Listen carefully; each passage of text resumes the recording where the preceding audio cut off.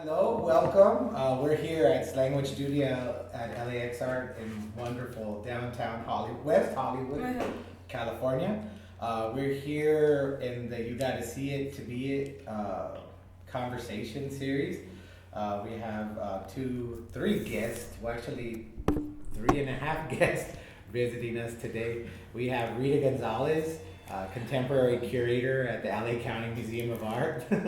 We have Jessica and Stefan from their space in Guatemala City, Guatemala, right?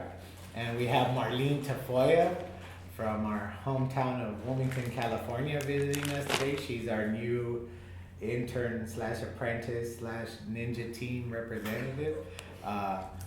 Carla Diaz and my prima Monica Martinez, and I'm Mario Ibarra Jr. Thank you for coming, you guys. It's been nice to be hearing about your projects. From Carla, she met Stefan. When did you guys meet, Carla? 4 or 5 years, ¿verdad? Yeah. Down in Mexico first, at the, what was the museum, Carla? Can you tell us a little bit about that before we start interviewing? I think it's Museo Contemporáneo. I don't really know that city. Arte Moderno. Moderno, sorry. Arte Moderno. Yeah, el Museo Moderno. Translate. Museum. Modern Art Museum. And can you tell us a little bit about the conference or what it was that you saw there before we? Yeah, so it was just like a conference of different art collectives and espacios alternativos, alternative spaces. From, I believe it was from all over Latin America and from Mexico.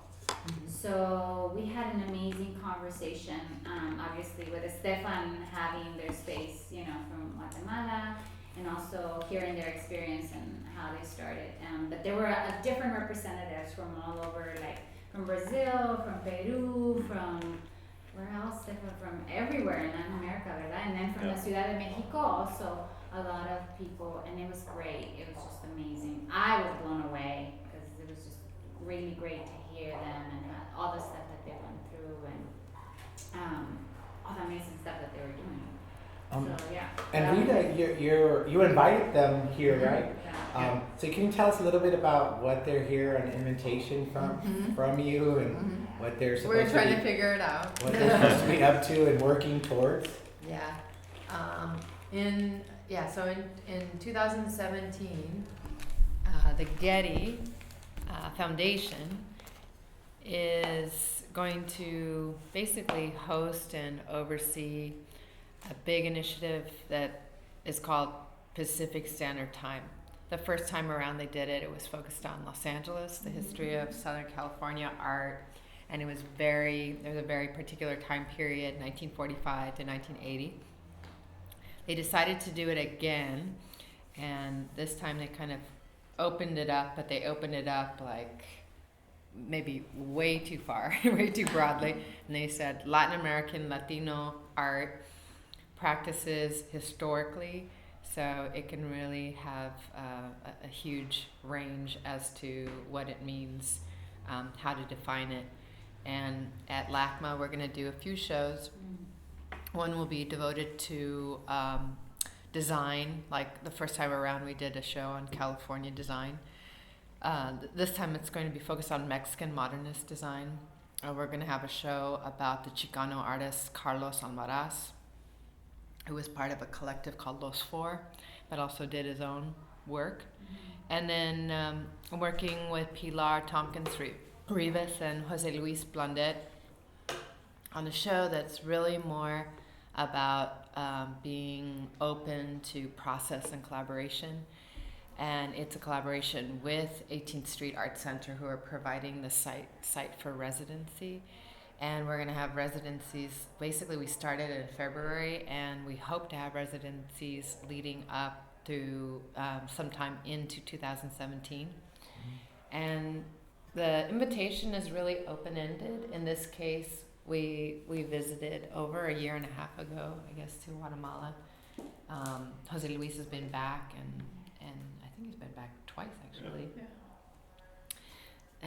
And met. I think at that time we just met Stefan, and then we met Jessica later in New York, where she's based.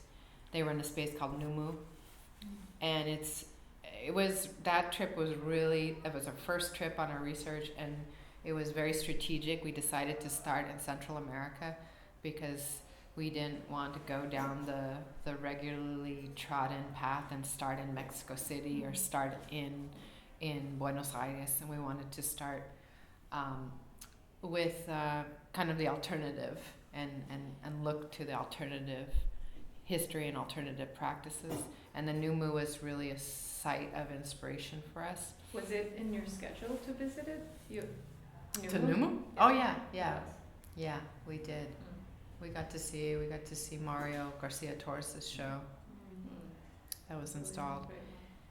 And then we also visited Stefan's other space that's called Proyectos Ultravioleta, which is more kind of a combination hybrid alternative art space, but also has some kind of commercial outcome to that's the way that circulates in the world. So we invited them because we would really like to do an exchange between Numu and LACMA, keeping in mind, and we're all kind of talking about it and keeping in mind the different scales and histories of each institution, but trying to keep those the mutual respect and the possibility of being able to have some relationship of reciprocity as opposed to like the big thing coming and poaching and So we hope to do Numu in LA and then maybe LA somehow represented in Numu. Awesome. So that's what they're here to talk about. Awesome. Okay, well, Jessica and Stefan, I guess you guys could have at it and talk a little bit about Numu and your other project, Ultravioleta, and tell us what some history about it and how you guys came together as collaborators and with the space. I mean, I think it makes sense to have a little bit of context of Ultravioleta. Okay. Because it was founded earlier than Numu, and I guess in the past 10 years or so, or more increasingly so, we're seeing more artist-run spaces in the city. There has been in the past, but I think it's recently kind of a more rich scene. Cool. Yeah. Yeah, so I guess I'll tell you guys about Ultravioleta. It was originally a space that was co-founded by 4 artists. We were all pretty frustrated with the scene altogether in Guatemala. And rather than just waiting for something to happen or for Santa Claus, aka curator, coming once a year. I was singing that this morning, making a list, checking it twice, and who's naughty or not. Santa Claus is coming to town. Gentile Rita Gonzalez coming to town.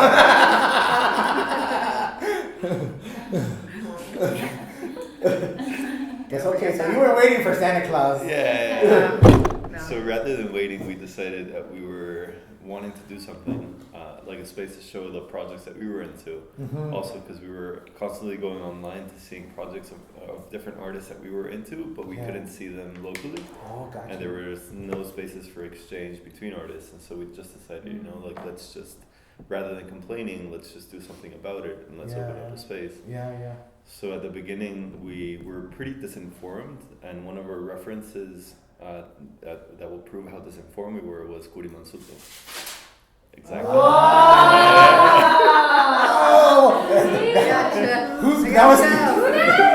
That was Elvis Presley's ghost.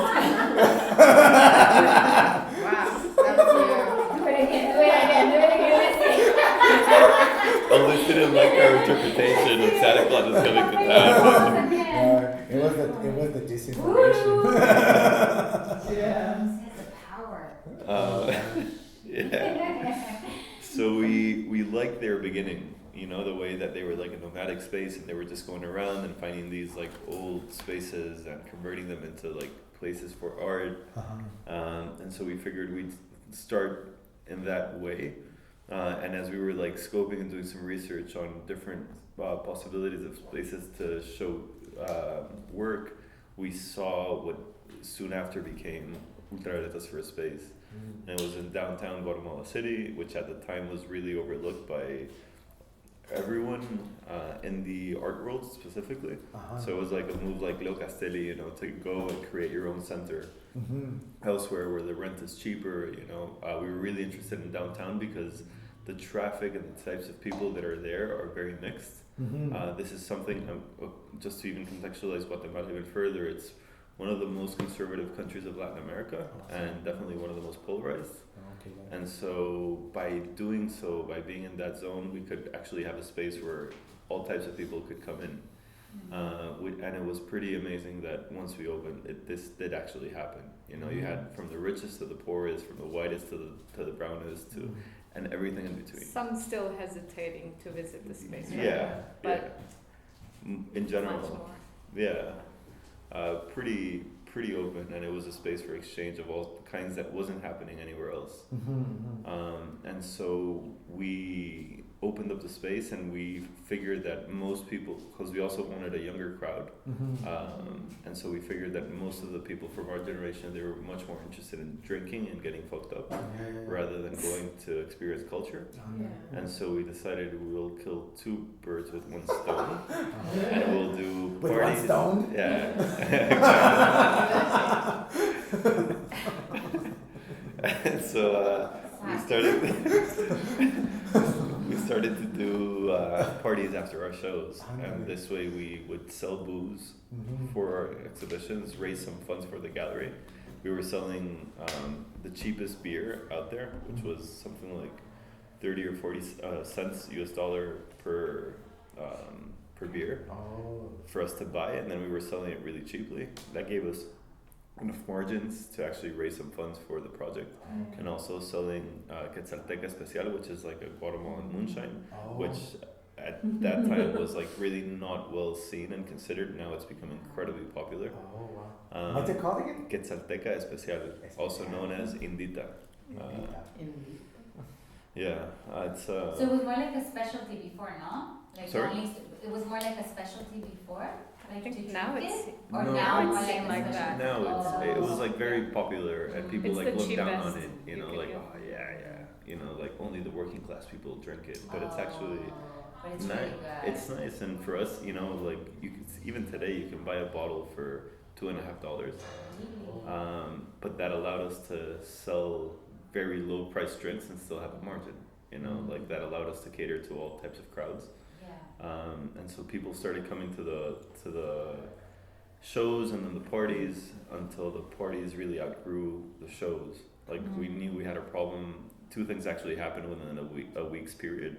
One is that for one of the parties, this guy came in and he threw up all over the space, which was pretty disgusting and pretty frustrating and sad. Okay, who cleaned it up? Not him. And then like 3 or They 4 had to weeks. drag him out, right? Yeah, like 3 or 4 weeks, days later, we were walking down the street, and somebody stopped us and said, "You guys are the owners of the new club in town." And we're like, "Shit, we got a problem." So we really like just cut all the parties like from that point on, and we were really like helping, like financing it off of ourselves for maybe 6 months. It was pretty difficult times, but we were just really committed with the project because we were seeing how many people were responding to it and how it was actually like space not only to do exhibitions but also talks, and we started a public programming series called Blah Blah Blahs, which is like when we invite different professionals to talk about their practices. We did workshops, we did concerts, we did all sorts of things, and we did that for a while, and then we actually changed models into we applied for a couple of grants, international grants, which we got one which was pretty major, but soon after we realized that they really weren't trusting us in our decision making for what we thought was important for the space, but they were more concerned in filling out their own agendas. They got upset with one of the members, Emiliano Aldes, when he got a grant to go to Documenta, and they got upset. You know, they're like, "But you told us he was going to be in Guatemala this entire time," you know, and it's like, yeah, but don't be so short-sighted. This is the best thing that could happen to him, to the space, and to everybody around. Also, we lost our space, our first space, and we were looking for another one. And they're like, "You guys have a month to find a new space." And we're like, "You know what? We're actually looking at a lot of spaces, but we just don't want to rush into any space." And then it was actually the first time that we actually had money in the bank when we had this grant, and they were like, "You know, like we're not gonna give you another grant, so we're not gonna renovate it, and we might as well." You might as well like spend all the money, you know, make a music concert or a festival and just like spend all this like something like $10,000. We're like, shit, you know, like this that is in actually Guatemala can last. That's forever. Like, and so we're like, stretch you know it. what, we're just gonna stretch it as far as possible. We're not gonna get renovated anyhow, so might as well just be smart about how we spend the money. And they didn't really like that at all. And so we did that in like enough so that we could change our model again, and that's when we started doing internationally, just doing some art fairs. Because we realized that there was only 3.5 collectors in Guatemala, like serious collectors. 3.5. Like 3.5 people here? Yeah. 4 people. 4 You people, should did you say say 4 people? 3. See, I And got so- you, I put it in there, okay. You researched. That's the next show. Let's do it. 3.5. 3.5. And so we came to the understanding that a lot of like the connections and the promotion of artists that are happening in fairs. That's where people come together these days. And also that we could broaden our collector base if we went there and did these shows and, you know, connect and network with another whole sets of people. And so we're doing that in order to remain to generate funds, be self-sufficient, and be able to remain loyal to the type of programming and exhibitions that we're doing in Guatemala, which we're interested in doing because we're responding to our local context, and that's what the project in a way has ultimately been about. So it became from having this space to being a booth. Yeah, I mean, as a money generator. Yeah, I mean, we've never done it for the money, but we see the fairs as a vehicle to actually be able to sustain the practice that we're interested in carrying out in Guatemala. And even when we do, what's nice, I think, and why we've been somewhat successful in the context of the art fairs is that we think of what we're showing there as actual exhibitions.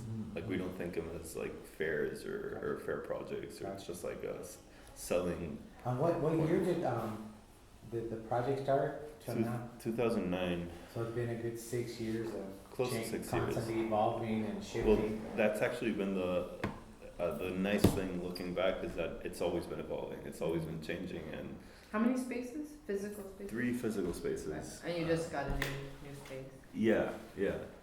Our new space is a pretty incredible site. It's what used to be in its time Guatemala's biggest wood mill. So it's this really like.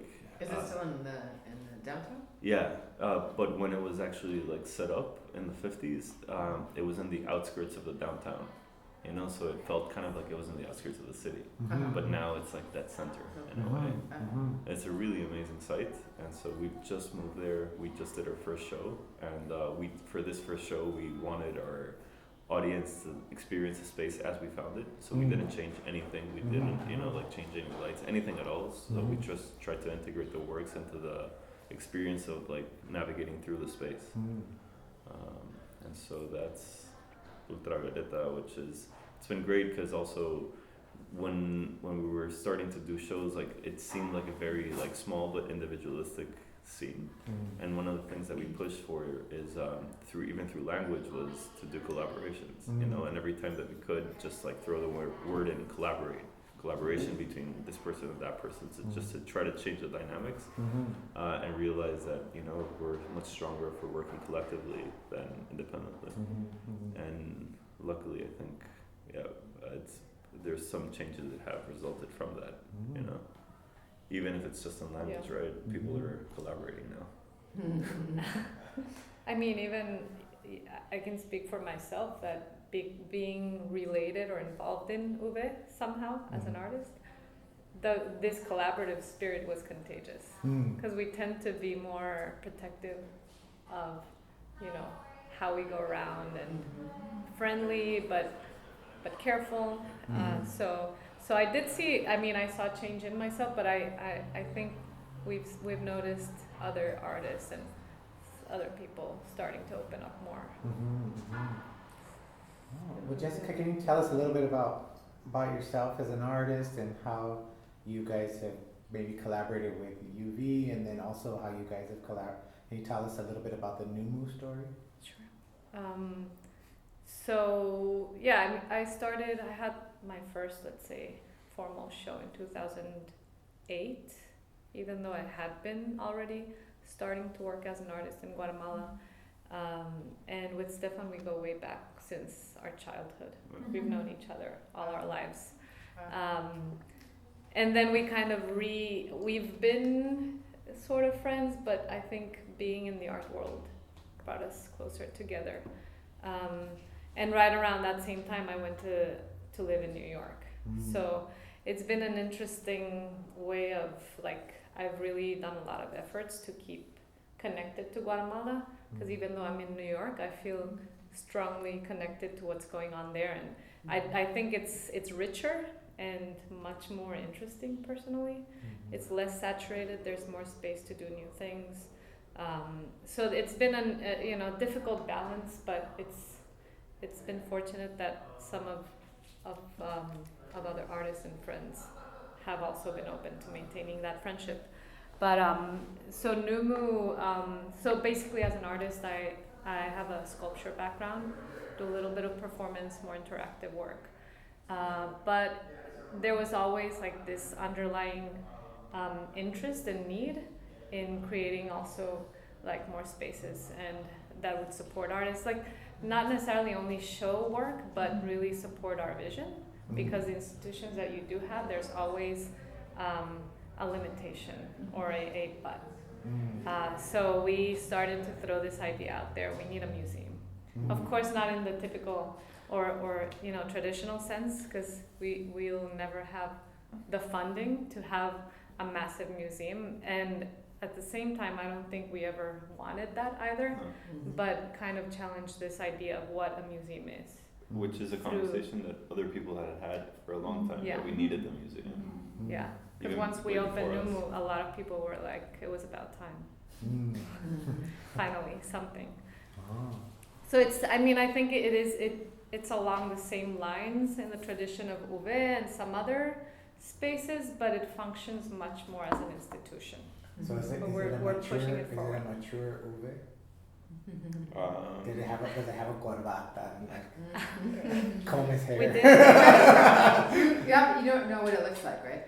No. Okay, so Okay, well that's the big thing. No, or how about an attitude? Well, I don't know. yeah, well, it's funny because actually with the story of how we actually like promoted the project, like the days leading up to the first opening of the space itself, we have a very official looking logo. We basically pirated MoMA's logo and turned it into Numu, so it looks like very like official, very museum. So it has a big N and then a Yeah, exactly. I mean, you've seen it. You've seen our logo. You've seen our logo, and you haven't seen it. You know what I mean? Gotcha. But you described it It's a perfectly. very generic. I mean, basically, just to give you a little bit of context before you get into that, there's no contemporary art museum in Guatemala. Okay. So, until now, until a couple 2-3 years ago. We have a museum of modern art, which we were telling Rita, it's an amazing space. It used to be a dancing hall. I got you. And but the management is extremely poor. It's really sad because it's not modern at all. The shows that are exhibited are overall not exactly what we Your would grandparents like to modern. see there. Yeah. Or maybe even your great. And then there's some amazing pieces in the collection, but some of Poorly them are maintained. all the way in the back behind the main walls of the space. They're Dusty. missing parts of the pieces, or They're amazing, but it's just it's like forgotten pieces, ghosts. and there's no vision or leadership within the museum to actually like Right. transform it and make it current. And then a lot of in Latin America too, there's a lot of, they're like governmental run, right? That's So what I was everything- gonna say. So Yeah. like, anytime a president changes or Yeah. anybody changes. Or the nephew of the president, or you know. whoever so whoever that's, changes the they thing can- shifts with them. Oh, he Yeah. likes art, you know, Yeah. like Yeah, give him exactly. reason. Yeah. And even the national public school art school, which is it's the only art school or the main one, but you can only graduate with a high school degree, even though you have people who are older studying there. I was there. A lot of artists now. I don't think it's as popular with. I don't know. We're actually starting a project, hopefully, to interact with these students, but it's also government based. So there's also power struggle with the spaces and how it's run. So it's kind of the same management issues overall. And they teach all the way up to modern art. You know, contemporary is still taboo. Yeah, Mm. drawing still lives. Yeah. It's very traditional. Yeah. I've been thinking about that a lot in our education because I went through a school that was very traditional. Like we had to learn how to do all the drawing and all that. But then as you got in, higher levels, they taught you all about contemporary art and had a lot of contemporary artists come to visit. And then lately, I don't know, as I'm getting older, now that I'm You're starting to get appreciating?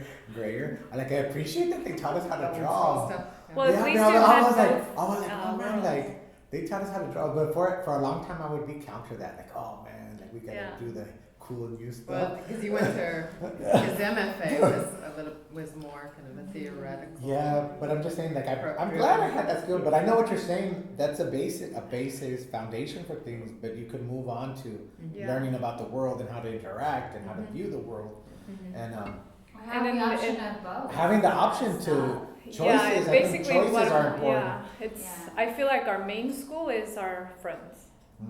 Yeah, You that's know, true. you start to go to exhibitions, you Yeah. make friends there, Yeah. and you learn from them Exactly. because some of them have been doing this for longer. Yeah, And we yeah, carry different and then- information. yeah. And then we're a open couple to of exchange it. yeah. Well, that's what I even tell when I teach at UCLA, when I've taught at UCLA, and I've taught at all the art schools here. And that's what I tell my students. I'm like, I'm here to give you information, but who you're really gonna learn from is your peers.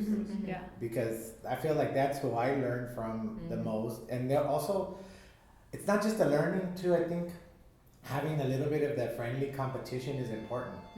Because when I tell my students, I'm like, oh, imagine break dancers. They're a crew, right? They're all on the same team. And they jump in there, one does 100 spins.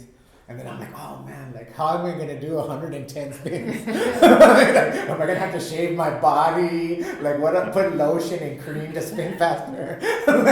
What am I gonna have to do? So that's what that's what I'm saying. Like as an artist, it's important because if you have your friends, your peers that are pushing to do stuff, and you're like, oh, Yeah. like that's the level. If there's honesty, I think That's a it's good healthy. level with your peers, and that doesn't only has to be maybe 2 or 3 people or one person. It doesn't have to be like a whole lot of group, but just Yeah. to be having that kind of friendly Stimulation. competition and stimulation. Yeah. Exactly. I guess And- that's the and I best. think I guess if when you you're- have lotion stimulation, Same shit. shaving and lotion stimulation. Or you slip and fall in.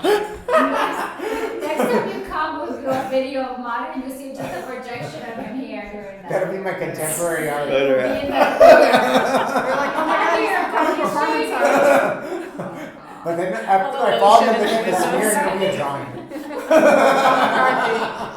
Paul McCarthy, you're proud. Sorry, Jessica. No, I feel like if you're lucky, then you also have older Yes, um, mentors. artists sharing. Sharing. You know, you don't always get that, but we had a few. There was this guy.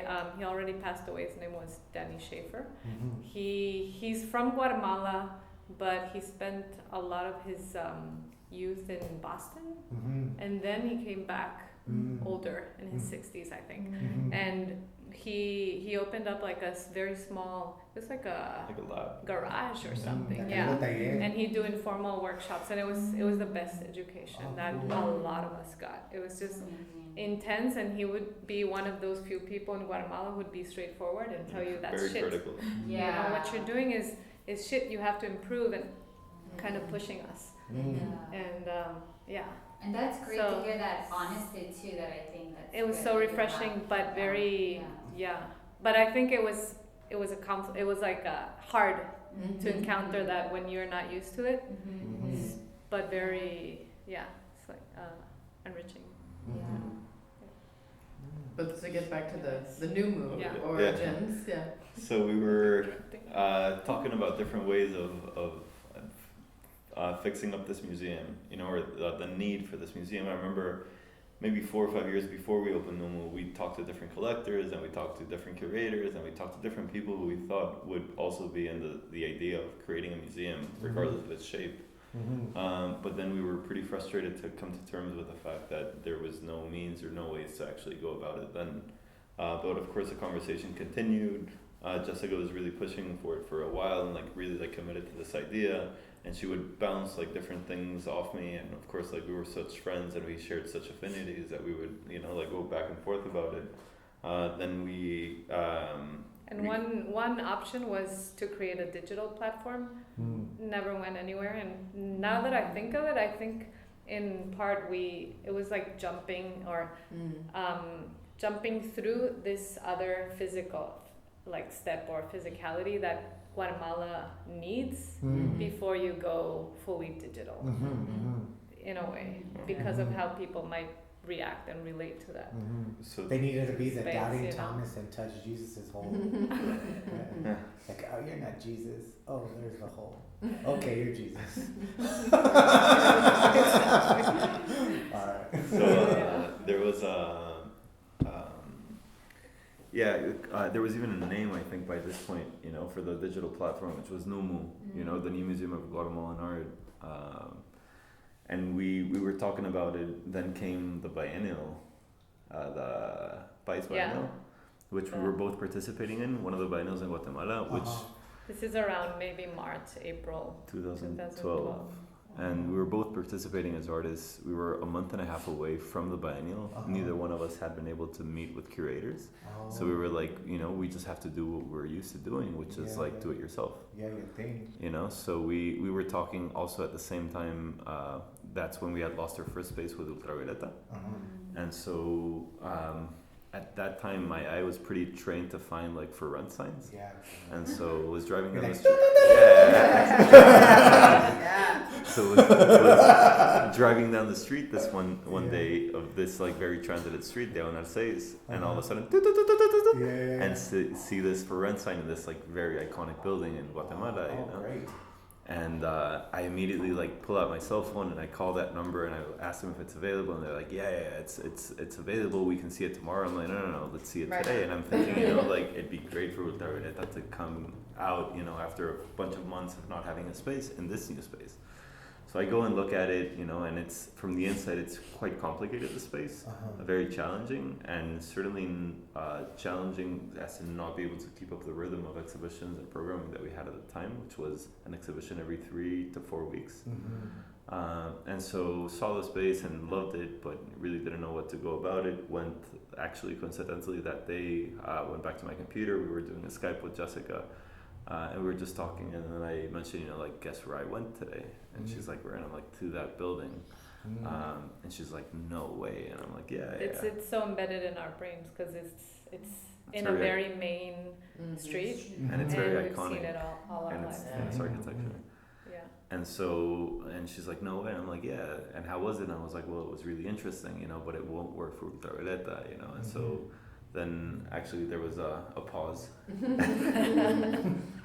And that was exactly a b-boy pause. And then both of us like just said, you know, like, this is it. No. This is our chance. And we had a whole $500 each of us for production and honorary. Oh wow! What is that? Coco? So it's about It's an egg. 2.5 Wow. 2.5 meters high, tall, by 2 meters wide. In diameter. And it's white. So that's normal. That little weird thing. comfortably you can fit 5 people in there. I fit in there. Uncomfortably, we know we can fit about 35 or so. Like, Yeah. Wow. And so we decided, you know, like if we each So have. what did they sell there before? It was like Eggs. Oh, Eggs. really? Originally, it was an egg selling. So Ándale. And kind here of in East kiosk, LA, there's yeah. one that's the shape of a express tamal. that. Oh, I told them that 'cause that's where I wanted Have to you do seen a it? project there. Have you seen? Have There's No, you but we a- want to only drive pictures. and see it. Oh, yeah, you Oh, guys should see that. man. Which There's a place There's that's the a shape of a man. tamal, yeah. That's where Yeah. I wanted to do. And Numu has to be there, like. Yeah. And she brought a tamal for lunch, too. there used There's to a lot of things happening right now, a lot of connections. Prison tamal. So you rent the So we the had- huevo. So we had. in El Huevito. huevito.com. We Or had .org. $1,000 between the two of us, you Uh-huh. know, and no project for the biennial yet. And so we're like, you know, like that represents 3 months rent. Oh, for the Let's- little huevito. let's do it. That's And tight. so we talked to the curators, and the curators was like, "No, you can't do this project. It's not in the zone where we want to do our Completely biennial." Short-sighted. This project is never gonna work. It's never gonna last. You know, like, what are you guys thinking? If you actually want to do it, they said, you know, you can actually have $500 between the two of you. And so we were Oh, like, so they're trying to cut. yeah. And so Because we're, it would have been a collaboration. yeah. And so we figure, you know, like, so we have 3, you know, options. One is to say, okay, let's do it for $500. The second option is to say, like, fuck all, you know, like, we won't do a project for you guys. Or the third option, which is what we did, was like, let's just, you know, like, make a really cheap project, each of us, and use the rest of the money for the space, and not even have to say thank you to them. 'Cause- So we spent like 50 to 100 each, yeah, and the use- rest went to them. and so we That's called, like FUBU. There are indirect sponsors. yeah.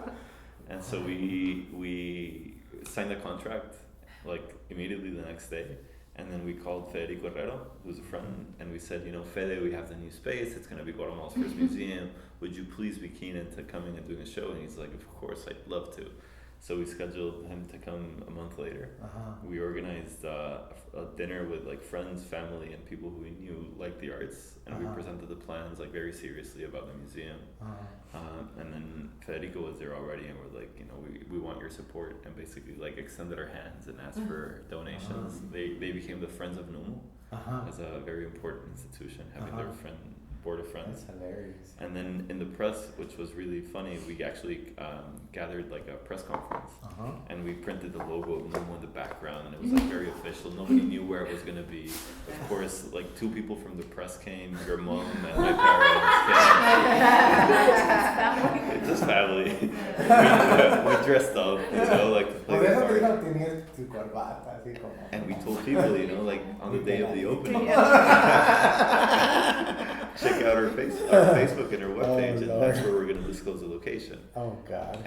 And people were imagining, you know, like this great big. Of course. I remember a moment of silence in our fundraiser. Show Like them? just like a second of silence. It's like, that reminds me of in the movie Zoolander, when he has the architect build the school for the kids that can't read so good. And he goes to the meeting and the architect has the model. Yeah. And he's like, what do you mean? The kids aren't gonna fit in there. Yeah. They're like, they have to be at least this Exactly. Oh, wow. So how long has Numu we been in met. existence? For 2.5. Almost 3 years. yeah. Yeah, in the same little huevito. Yeah. Oh, that's kind of beautiful as a metaphor and everything. Yeah. What was that the TV show where the guy comes in the rocket ship and he's like, Mork? Yeah, Mork. Mork and He Mindy. comes in the neck. You never He seen has that? a- It's the Mork and Robin Mindy? Williams, the comedian. Yeah. It's a TV show from the 1970s and he's an alien. Y que llega en or 80s. Y llega de su planeta en un huevo. Yeah. You Yeah. guys have to screen that. And, Yes. and so his We little should collect spaceship, all the anecdotes Yes. around it. his little spaceship is a little huevito. Okay. That's funny. Wow, so Numu is kind of, well, there's also, pues, you know, in the 90s there was the hip hop clothes FUBU, which was Yeah. for us, by us. Mm-hmm. So we gotta figure out, like, what the Numu besides new museum is. Nosotros. Yeah, nosotros. I don't know, something. Yeah. But anyway, so, oh, that's awesome. So that's the story behind the two. So there was like a predecessor with UV, and that kind of led up to Numu. So what kind of programmings have you been doing out of the huevo? We, right from the start, we created a general structure. Uh-huh. So we'd have 4 exhibitions a year. It's been more or less between 3 and 4. Paired up with an educational component, possibly an interdisciplinary project. So that's like, fairly what we're focusing on. 10 shows we've had so far. The last being pelota, casa. Yeah, jugar como pelota, it's like a little like acertijo. Jugar como pelota, pelota como cancha. Okay.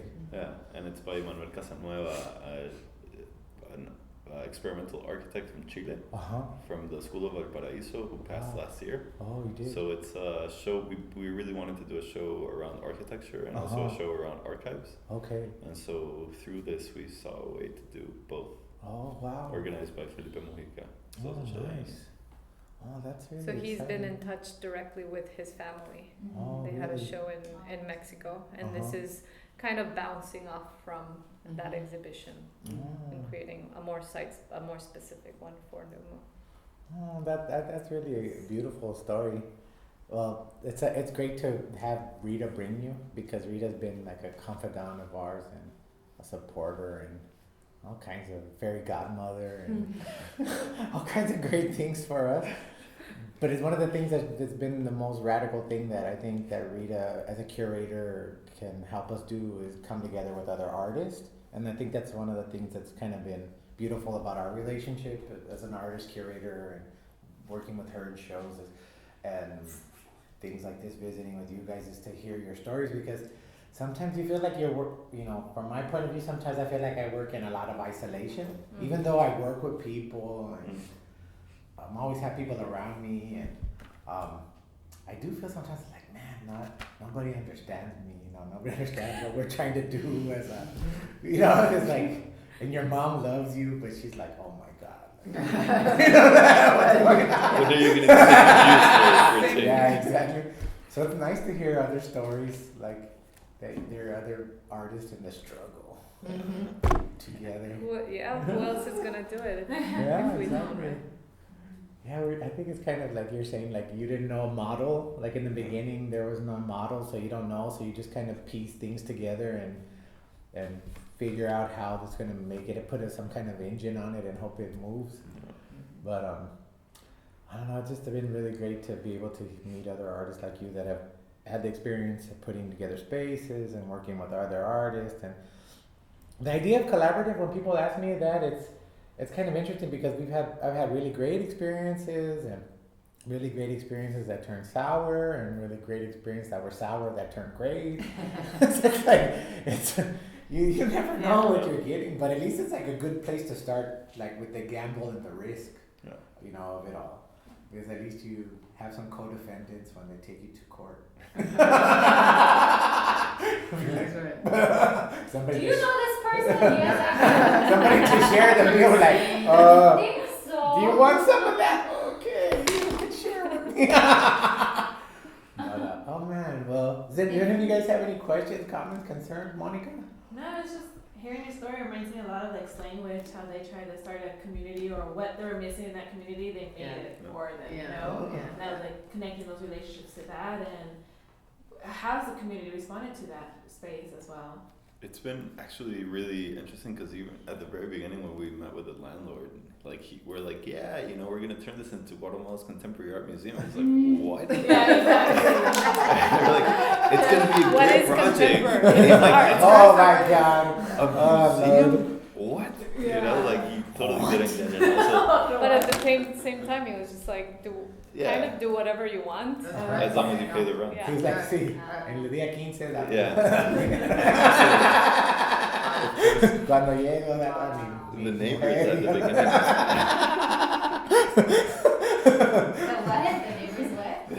The neighbors at the beginning, like they really didn't know what we were doing, what to think. But what's been really amazing is that for every problem that we have in Numu, the immediate community around it helps us resolve. Like whether it's the electrician, so it's the son of the people from the Comedor Benchoam. So we couldn't be there, of course, like every day, but we hired a gallery manager, which is this woman who has a very humble comedor next door called Comedor La Bendición. Gotcha. And we give her, we give her some money for looking after the space, like cleaning it up every now and again, opening when we need to open it. And, or for example, Café del Benjamin, which is right across the street, they sell like beer during our openings, like stuff like this. But even the electrician around the corner, we had a bulb, it's not working, he just came by, gave us the service. It's really great. And from them to really have not a lot of or hardly any experience with contemporary art, to now like be asking us like, so what's this exhibition about? Like can we check it out? So to me, like one of the best has been the guards who work in this center, like commercial space, and they're always like the last one. He's like, so tell me a little bit about this, or they have their own insights because they're standing there all day. So it's a different understanding of art when you're it's like a kind of almost meditation thing. And then also to see the physical changes within the little shopping center where it's at. The second exhibition that we did was curated by Emiliano Valdez after coming back from Documenta, and he was working on a couple of premises, but one of them is that every important museum in the world has a sculpture garden, and so he fixed up a little tiny garden within MoMA has one, Numu has one. And so the garden really it looked terrible before that show, like it really wasn't kept, and now it's really beautiful, the garden itself, like they look after it. Then another one of the premises was that every important museum, like they commissioned an international architect to like help them build the furniture of the museum. And so he called a friend in Panama, Johan Wolfson, an architect, and he designed a couple site-specific benches for Numu. And we integrated them in the little shopping center, and now like they changed the flooring, the whole thing. They put some new tiles. Federico, in his first exhibition, he's got like this obsession of like painting yellow traffic lines wherever they're retouching them and like getting the yellow back on. So he painted one of the little parking spots right next to Numu in yellow, and now all of them are actually painted. It's like domino effect. That's kind of hard right now because we were in Wilmington for like a long time in the little storefront, and nothing would change really. Like we would have the shows and we'd have all the interactions, and then slowly like little like build like new shops would move in and they were getting it cleaned up. But now we've been gone for a year and a half, and now like I'm getting emails from like architecture firms that they're getting commissioned by the city to fix the whole area like where we were. And I was like, well, I don't know if I want to be a part of that because one, it wasn't really my intention. Like I wanted to have art and I wanted to work with the people, but I wasn't really interested in raising the rent. Gentrification. And then, so I was like, oh no, I'm sorry. I've been telling them I'm sorry. I can't. Was your rent going up at the end? No, but it wasn't really going up for me. But at that time we needed a little bit more space, so that's why we rented the space down the street.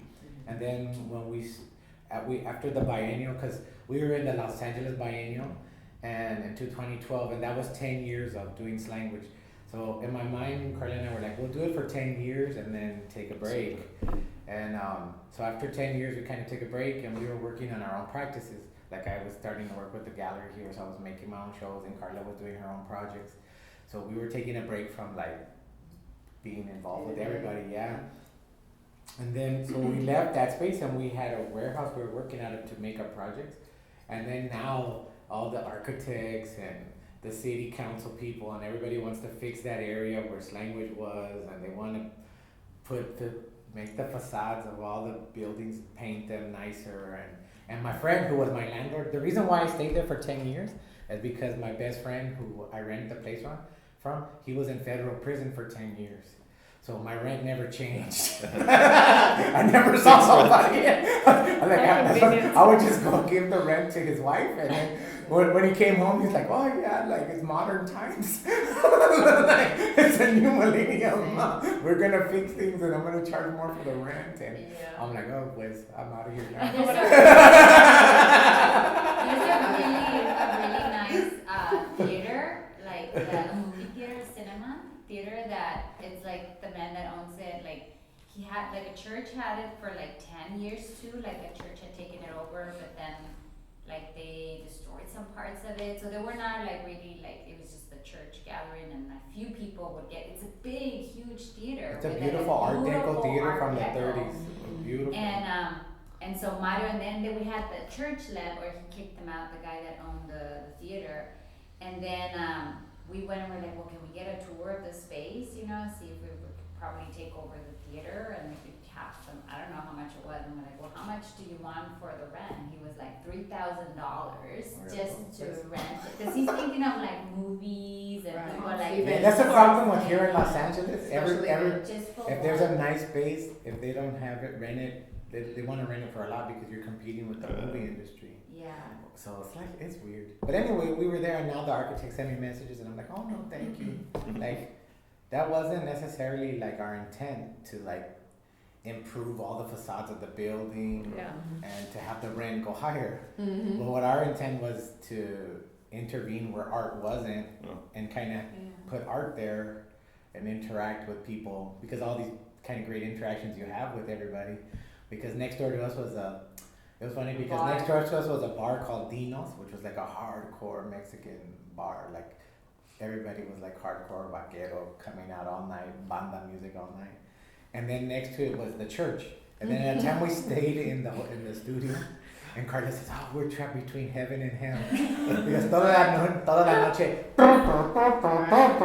en la mañana con los tambourines, I was like, oh my God, I was like. And then so when we were living there, because we were like practically homeless, so for a while, so we were just living in the studio. We're like, where else are we gonna go? Studio, you know? Yeah. So we were there and living in the storefront, so our bed was there, and then the storefront, a big window. We just like boarded it up with carton, you know? So I would hear in the night, I would hear all the sounds, and then one time it was scary because I would hear, are you in there? And I was like, am I dreaming? What the, you know, what the, literally, I was like, what the fuck is that? So it was like a drunk man, like just saying all this weird stuff that was passing by. Or like I would hear like fights in the middle of the night, you know? When Hans Zollberst came to visit us in the church, they had all the homeless and they were giving them clothes, right? So there's a big line of homeless and they're putting on clothes and en silla de ruedas, poniendo pantalones, like the whole thing. And then Hans Zollberst is coming and I'm like, oh my God, Carla, like the curators are coming, like, what are we gonna do? And then the car pulls up with him and he comes out with his camera taking pictures. This is America. This is America. And I'm like, oh my God, like. And then another time we had the director from Lace, the old Carol, and we were in one storefront and we had another store. Oh, we're gonna take you to see the other space. So Carla's walking with her on one side of the street, and on the other side of the street is somebody that robbed the store and is like running down the street, and the police is chasing him with the pistol. Freeze! Oh my God! And Carol's like, oh my God! So there were like things that would happen. They never came back. Things that would happen there that we couldn't have paid for. Like Hollywood could have not set it up better. Right. But there was also great things because you know how you said like what is contemporary art? It was really beautiful moments where like what we would call train crashes. Like where like an artist would meet contemporary art and crash. And so the best one that I remember is Adriano Pedrosa from Brazil is coming to visit us, right? So, and he wants to meet graffiti artists. So he's like, oh Mario, like I'm gonna do a show in Brazil of graffiti artists. I know Los Angeles has a lot of graffiti artists. Like, can you introduce me to a few? Okay. So that at that time there was this graffiti artist here named Toomer, and he's like this huge guy. He looks like a really menacing guy, bald head and a big beard and like a big gang member looking guy, right? And his crew is called TKO. And his crew, he is being prosecuted under the first time in the United States where they were trying to prosecute a graffiti artist under RICO laws, which are where they arrest the mafia and organized crime. Mm-hmm. So the police had raided his house and all this stuff. And he has like guys in his crew that are like lawyers that are coming out of NYU. And, you know, that's really like graffiti is like that. You think that it's just criminals, but it's like everybody does. Like MBA. Yeah, everybody does graffiti. Yeah. So he has so at the studio we have all his photographs there like a safe house because they're like contraband because if he has them he could get arrested. So Adriana's coming and we have a big table and we lay out all the photographs and they're like photographs from here all over the United States and Berlin and like all these places that all the crew is painting. And Adriano comes in and he has like his black suit like in his little Prada bag. And then Tumor comes in like a super like cholo looking guy, right? And He's just like. and, no. And they had the photos and but they wasn't afraid of him at all. But the conversation was just like two different places. So Adriano comes in and there's all these photographs and Adriano asks Tumor, so is this contemporary art? And Tumor's like, looks at me, contemporary art? What's that? And I'm like, well, it's art that's made now. That's contemporary art. And he's like, That's made now. Boom! He hits a table real loud and all the photos like fly up in the air. And he's like, this is art that's made now. This is like Tokyo, Berlin, New York, Boston. Like, this is art that's made now. And he's like, oh, okay. Oh my And then we're screening a video that Tumor is making. Amazing. And so we're gonna get ready and we have the projector and we're projecting it. And the first title sequence comes out, and it's called Bombing and Bitches. Right? And we're like, oh my God. And then, so it's like, the first scene is this girl who's in his crew, and she's a DJ. She's like a famous DJ. Her name is DJ Tribe. But she has like blonde hair and like big fake boobs and a mini skirt and high heels. And there's a city bus in the screen, right? So you see on the screen a city bus. And she comes out from off screen, walks in the middle of the daytime, walks and jumps on the front of the bus and with spray paints her name on the front of the bus. And Adriano looks at Tumor and says, so are you going to screen this in festivals? And Tumor's like, festivals? I'm going to sell this on the internet.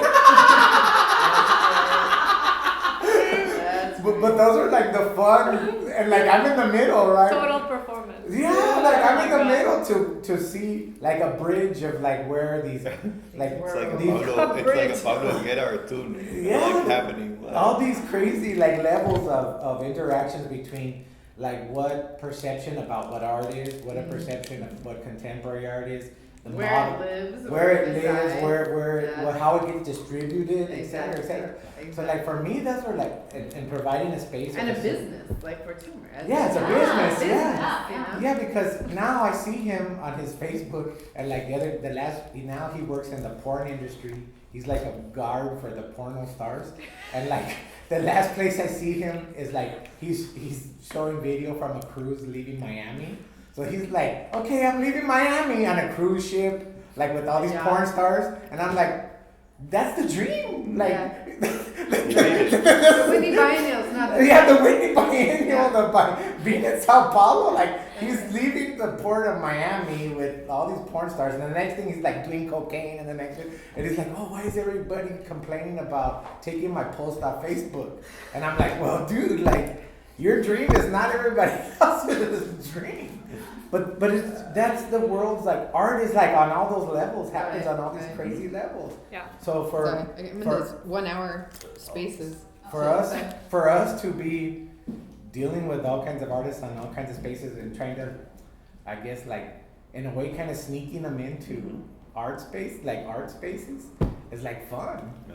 You know, that's the fun job for me. Do you guys have any last words, Jessica or Stefan? Well, thank you so much for. I'm actually really happy to kind of start to learn a little more about Slanguage, because personally, and I think Stefan agrees with Numu, we also want to kind of expand that, that engagement, more direct engagement, and kind of going back to what you were saying about bringing in new audiences and kind of letting them have first-hand experiences with art in their own way too, kind of in a more free way. So I mean, this was an interview for us, but I'm really interested in a little more about what you're doing too. Yeah, we would love to figure out how to work with you guys. Yeah, when I first met Stefan, I was like, I want to work with Stefan somehow. You know, because there's a lot of presenters and a lot of people, but you could tell naturally, like, you're drawn to like the same. Yeah. Like you see the ideas and like how what they're doing and what they're making and what they're trying to do, and you're like, oh, that's so great. You know, like I feel like I keen to that. You know, feels like more I generous. yeah, it feels like a good match somehow. Yeah. I don't know how to describe that or like the working.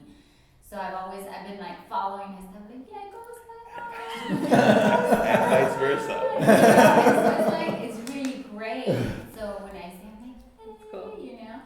So yeah, it's great. So we're here, and you know we're gonna be here for a while. I mean, it's not like we're going anywhere. Like, so you guys are always welcome to come back whenever you're here.